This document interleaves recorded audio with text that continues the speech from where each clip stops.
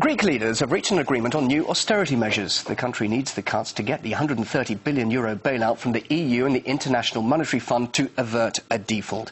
It would be the second such cash handout, and no details have been revealed yet, but the public have already started to voice their anger. Let's discuss this now with Stylianos Chrysostomidis. He's a journalist in Athens. Now, the previous round of cuts led to huge unrest in Greece. We're learning that the unions are now threatening a 48-hour strike, and indeed one union leader saying expect social uprising. So we're going to see violence once again then, are we, in Athens? Good evening from Athens. I can really hardly hear you because at the moment the main body of the demonstration passes from the hotel where we talk now, and it's extremely difficult to listen to you. But I have to tell you that in Greece the protesters and the majority of Greek people are not so glad about this agreement, because maybe the main three leaders agreed about these measures, but the thing is that a lot of people in Greece call the leadership of those three parties, of the coalitions, they already call them employees of the International Monetary Fund.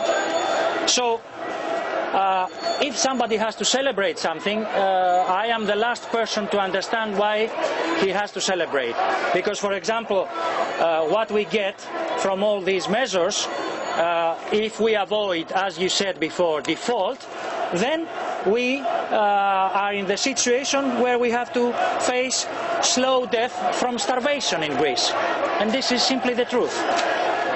If you can hear me, clearly protests there, very loud protests in the streets behind you. What about the political implications now? We understand that Greece's Deputy Labour Minister has just resigned over the new austerity measures.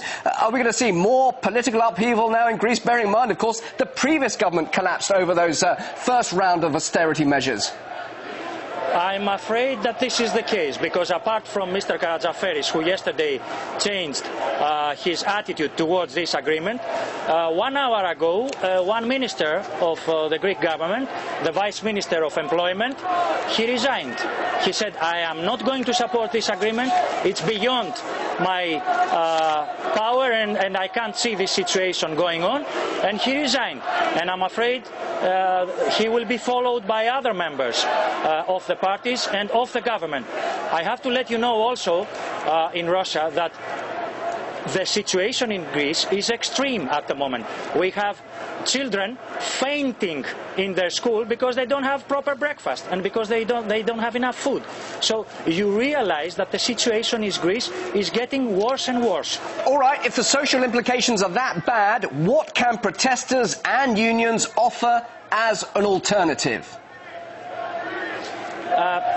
I really can't hear you well because the main body of the demonstration, I repeat to you, is under the hotel now. So I would like you to repeat the last question, please. You're clearly saying that the social conditions now are very harsh for many Greek people. What do the protesters and the unions suggest as an alternative? Okay, I will tell you. At the moment, they say, the protesters and a lot of people in Greece, that we have recession. The measures bring us more deep to recession.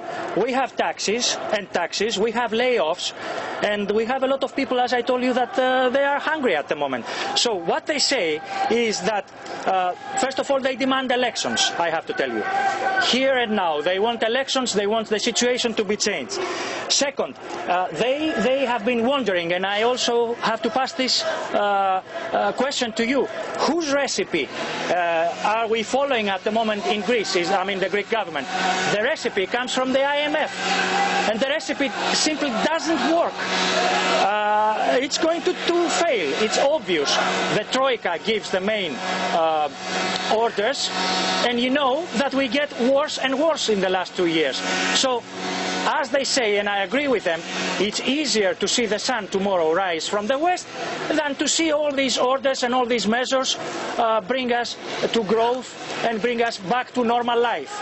Stylianos, we'll leave it there. Thank you very much indeed for your live analysis and an account of what's happening there in Athens at the moment. Stylianos Chrysostomidis, just one more, talking to us from Athens there. Could I please ask for 1 second to add something?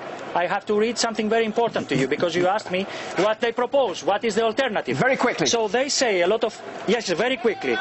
They believe Germany owes many hundreds of billions of euros to Greece from the money that Nazis stole from Greece.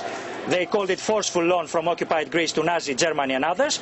And we know that this is true. So the next government of Germany, they say that they don't have to pay Greece anything.